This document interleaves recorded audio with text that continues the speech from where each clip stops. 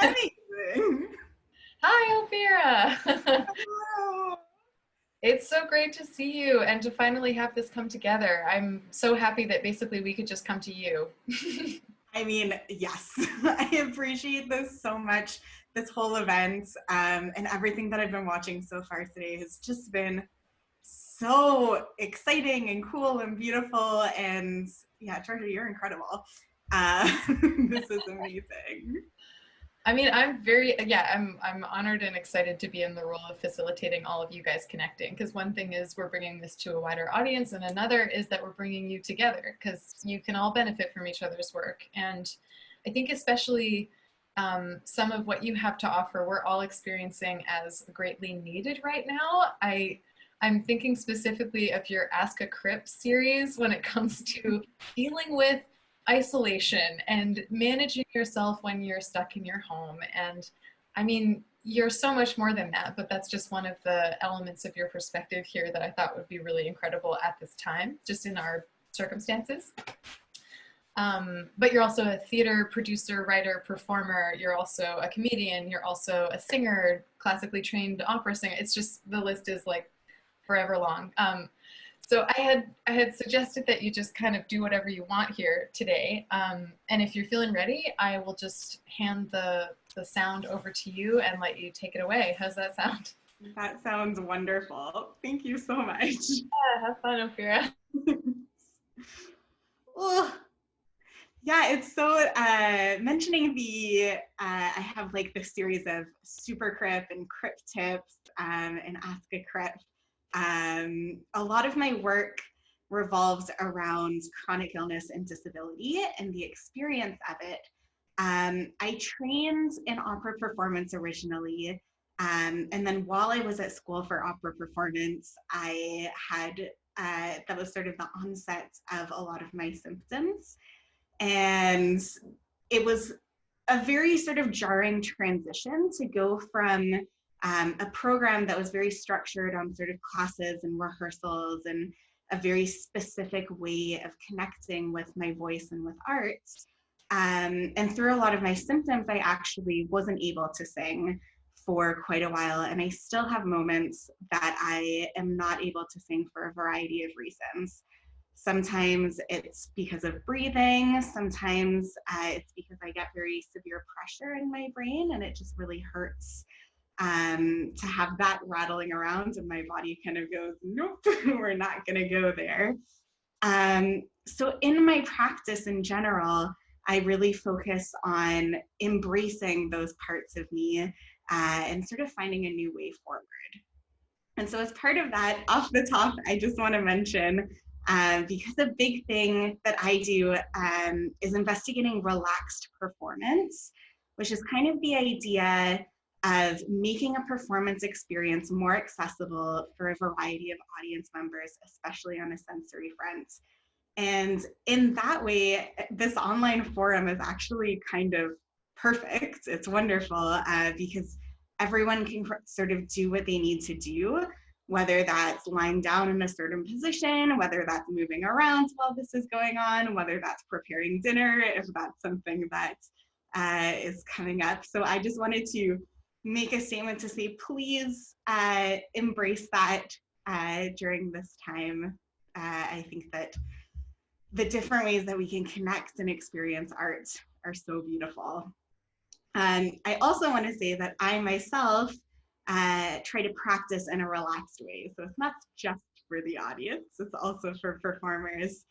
I have actually been having a flare for kind of several months right now, and over the past 2 days, I've had quite a bad headache. And at first I was concerned. I was like, oh no, am I gonna have to not do this again after I wasn't able to perform the last time? And then I figured that I could use this opportunity to share kind of what relaxed singing means to me, and what performing in a more accessible way is to me. Usually I perform in my wheelchair. Right now I have lots of cushions propping me up on my couch. And for me, relaxed performance involves focusing on my breath, slowing everything down, and throwing out a lot of the structures that we typically associate with good singing. Throwing out the idea of tempo and breathing when I need to breathe and for however long I need to breathe. Not worrying about one song being specifically in the same key. If I find when I'm singing that I'm traveling to an area that's painful, then I just switch it a little, little higher or lower. And yeah, so that's kind of what I'd like to share with you today. I'm gonna start out with a song, and it's a little bit vulnerable for me. I don't usually perform when I'm not at my best health-wise, but I think this community is such a beautiful thing, and I think that all of us right now in this time are doing things that maybe aren't our top way or the way that we're used to sharing our art, but it's still so incredibly worth it. So here we go. Oh, in 1 second there we go.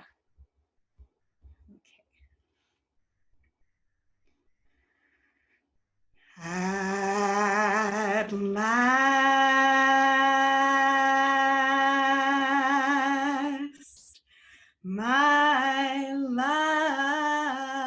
has come along. My lonely days are over,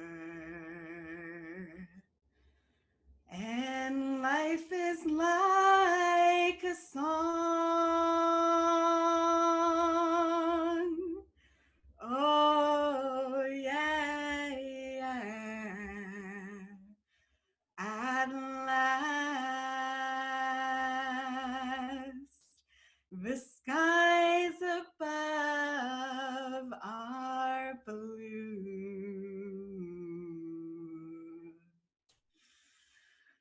My heart was wrapped up in clover.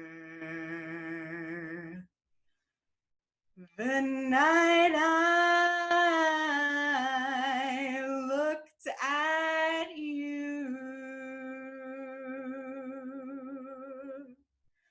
I found a dream that I could speak to, a dream that I can call my own. I found a thrill to press my cheek to, a thrill that I've never known. Oh, yeah, yeah. You smiled, you smiled. Oh, and then the spell was cast. And here we are in heaven. For you are mine.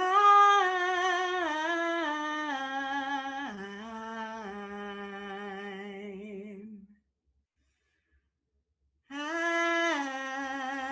last.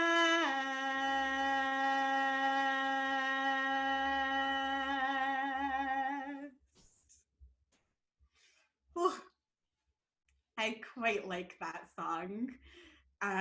It really, that song to me, both the lyrics are so beautiful, but it also really allows me to breathe in whatever way I need to. And I can feel when I sing that song, especially with different elements of my disability, I have to breathe in slightly different ways. And I can feel the breath sort of expanding in my back and my ribs. And I feel like it's something in the way the song was written that it just allows it to be such a connected experience with your body. which is interesting. When I first got into singing, and I don't know everyone's experiences, but I feel like my first intro to singing was a fairly universal kid experience. I went to see a musical, Beauty and the Beast, when I was 3 years old, and I just sat there and watched it and was like, okay, this is what I want to do for the rest of my life. And I don't even think it was about the singing itself. At the time, I was such a shy kid, I barely spoke in front of anyone. But I think it was the whole spectacle and the wash of sound. Because the image that I remember from Beauty and the Beast, it wasn't Belle or an individual character on stage. The image that stood out for me was all of the cutlery and dishware dancing in the wardrobe. It was the full chorus moment that sort of imprinted itself in me and was like, oh my goodness, this is magic. And I think that that's one of the most beautiful things about performance is all of those tiny elements, whether it's on a broad scale of like the lights and sounds with the choreography, with the acting all coming together to create a moment, but also on an individual level, as I sort of got more into singing, realizing that so many little things had to happen in my body to allow sound to come out. And so it's both this broad way sometimes in performance of so many people working together, that universality of the moment, and also something so deeply personal, of discovering sort of the magic that you yourself and your body can produce, which is something I think about a lot, especially in the moments where I have a hard time singing, like today, or at times where I haven't been able to speak. That idea, then when I can a little bit, or when I find different ways to communicate or connect, because sometimes voice isn't an option, but sometimes I can sit by a piano and just plunk out a little melody. Sometimes I can just move my body and breathe along to a song, even if I can't vocalize to it. And it just feels healing for lack of a better term, but maybe that's the perfect term, on a different level, not physically, but emotionally. So the next song I want to sing is something that in these times of isolation, I have been thinking of a lot and listening to a lot. And I hope you enjoy it. No one here to guide you. Now you're on your own. Only me beside you. Still you're not alone. No one is alone. Truly, no one is alone.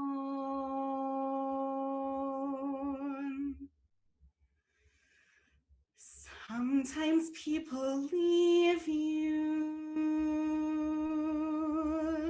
halfway through the wood. Others may deceive you. You decide what's good. You decide alone. But no one is alone. People make mistakes. Fathers, mothers, people make mistakes, holding to their own, thinking they're alone. Honor their mistakes, everybody makes one another's terrible mistakes. Witches can be right, giants can be good. You decide what's right, you decide what's good. Just remember, someone is on your side, someone else is not. While we're seeing our side, maybe you forgot they are not alone. No one is alone.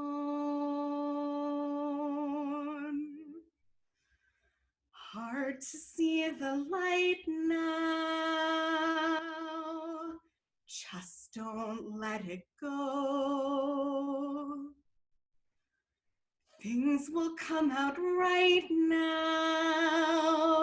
We can make it so.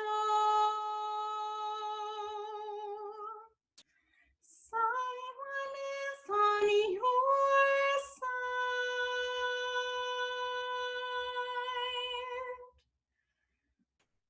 No one is alone.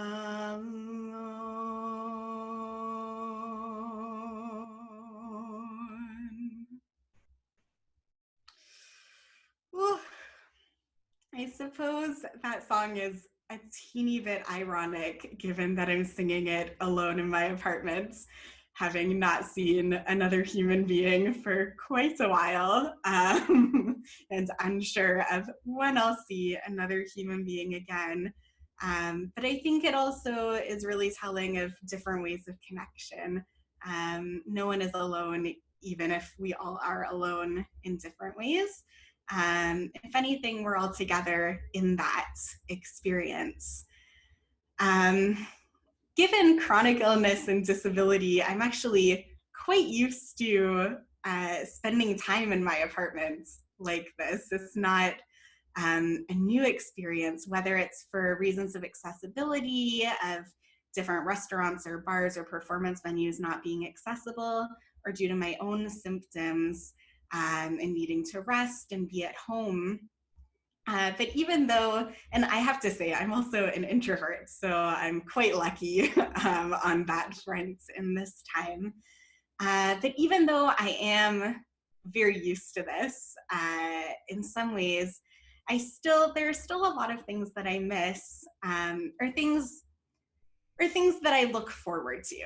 I think that's maybe a better way to put it. Things that I look forward to experiencing once again, once we buckle down and shift into a next stage of this process.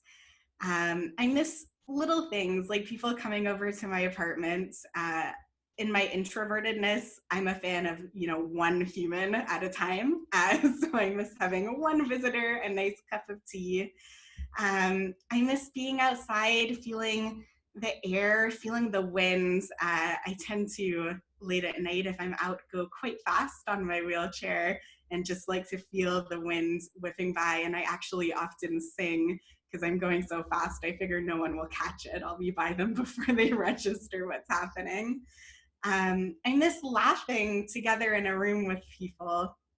As Georgia mentioned at the beginning, I do a lot of comedy, and I really enjoy just sitting with people and laughing, and then laughing because we're laughing, and that whole experience.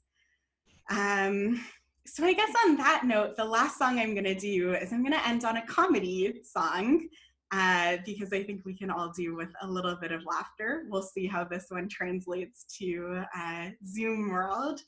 It's a song that I wrote almost 2 years ago now.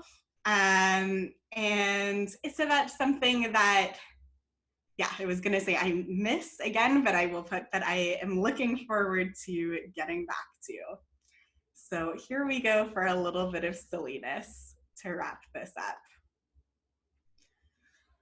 Life can be hard, so lonesome and sad, eating a cold, lean cuisine. But I found my person, my lobster, my pal, who makes me feel just like a queen. She holds me when I need to be held, pushes me to explore. With her, my whole world expands, so let's give her a hand. My wheelchair, I'm her wheelchair. Before I met her, I was just metal scrap, motionless, useless, a bore. But now this machine is a love-stricken sap, crashing through all of her doors. She rides me as fast as I go, and we recharge overnight. Come morning, she gives me a bump, gets me all revved up. I'm her wheelchair. Love my wheelchair. She glides her way through when corners are tight and raises me up to new heights. I crush all the garbage before her on King Street and also people's feet. I'm her wheelchair. Love my wheelchair. Our time may be short, who knows what's to come, so we may as well have fun. 'Cause someday soon, once we've smashed this curve, you can hop on board and we'll ride off to the sunset. Me and my wheelchair.